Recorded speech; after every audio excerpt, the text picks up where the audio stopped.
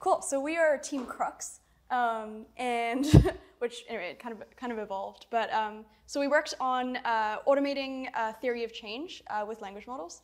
So we're going to show you our theory of change bot that we built. Sean, do you want to talk about theory of change and why we care about it? Yeah, so the rational framework for the funding decisions and the interventions that get implemented in general, certainly within the development sector, tend to use a logical framework or a theory of change in order to get a link between the change we want to see and what it is that we do in order to achieve that change. And that's both a prospective model to define what the intervention is, how much funding should go in, and so on. And it's also an evaluative model once we're running the intervention or post-intervention to look back and see whether that theory of change held up. Yeah, so I guess the idea is that this is like a really valuable process to make sure you're like doing a good process to make decisions and that you can share that and it's transparent and you can see the causal impacts. You're not just like baking in a bunch of assumptions into whatever like policy decisions you're making. You're actually like checking that like each thing is leading to the next thing. And like plausibly it would be really great if we got more people to be doing this. Maybe just to mention that like mostly these decisions are quite black box these days, so I think many of us have made proposals to grant programs and so on, and you submit your proposal and then there's some decision that gets made without necessarily knowing what went into that decision. So we built this little bot. So it takes in an impact, which is like, for example, so we fed in increased cooperation between AGI companies, which is something we want to achieve in the world. Everything you're about to see was language model generated. We didn't write this.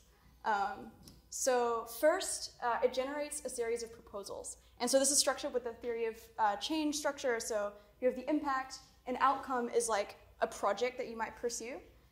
Outputs is like, what are you going to get from that project? And then what does the process look like to achieve that output? And then what inputs do you need to achieve that output? So here, formation of an AGI code of conduct, you'd end up with a set of guidelines that AGI companies agree to follow in their development and research process. Some of the pieces here, you think about best practices, you write a draft code, distribute the draft amongst companies, ratify it, etc. And so for this, you need like funding, and you definitely need the participation of major AGI companies. Can I just add, one of the reasons we thought language models might be particularly good at this is because the framework of this model like has this outcome of like impact and then outcome, and then given the outcome, what were the outputs, and given the output, what's the process, and given the process, what are the inputs, which is very useful for language models to do well with something called chain of thought prompting, which basically coerces them into follow a certain guideline, to follow a certain like series of steps to explicate their reasoning. Which means that we were basically able to generate this effectively like 0 or 1 shot. We just basically showed the language model, this is the structure of thinking about the problem, and then just let it go. This is actually the first time I'm reading it. Yeah. And so then it generates another proposal, like the formation of an AGI consortium. So then we split up and we made a different prompt. So this is sort of like breaking it down to different pieces, and we're like, okay, given these 2 proposals, like tell us reasons why this might causally lead to the impact that we care about or might not. So for a set of guidelines, like, if they were followed, it leads to a more coordinated and efficient development process. Shared understanding of best practices helps, or it might not help if companies don't adhere to the guidelines. The guidelines might not be effective in promoting cooperation if they're too general. And then finally, the last piece was that it generates, okay, given everything, like the evaluation of different proposals, what key information should you go out and get from the world so that you can resolve these uncertainties? And you can basically imagine stringing together like a bunch of these. There's many different steps in the actual theory of change, but like the next step is like, okay, so now that we've chosen a proposal, which metrics should we be tracking to make sure this proposal succeeds? Yeah, and then, okay, maybe we can go back to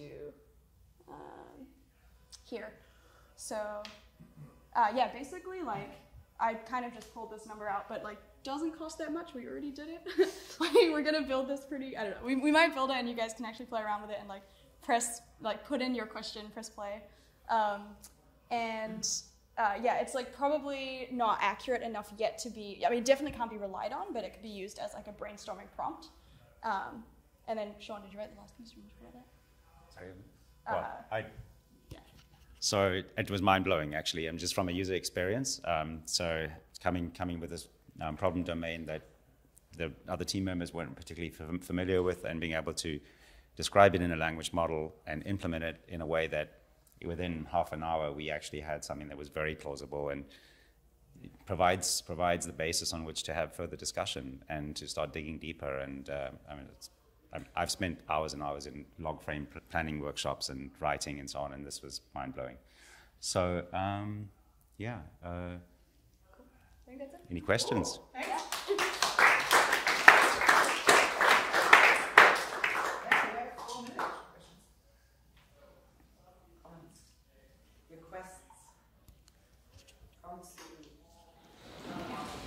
Did you use APIs with the company that you demoed earlier? So we actually just use OpenAI's Playground. And so we just went in there, constructed the prompt, and then it just worked like zero shot out of the box. So. I should say the thing that I think an ideal use case for this would be something as follows. We have a policymaker that goes in, gives a high-level sort of outcome that they want, and then it generates a series of proposals and then ranks them. And then that's passed on to a room of people that can actually debate those proposals. I think the actual step you want to automate is not the actual just like choice of proposals, but the actual like generation of like plausible alternatives that can then be put into the mix that a group of human experts can actually do.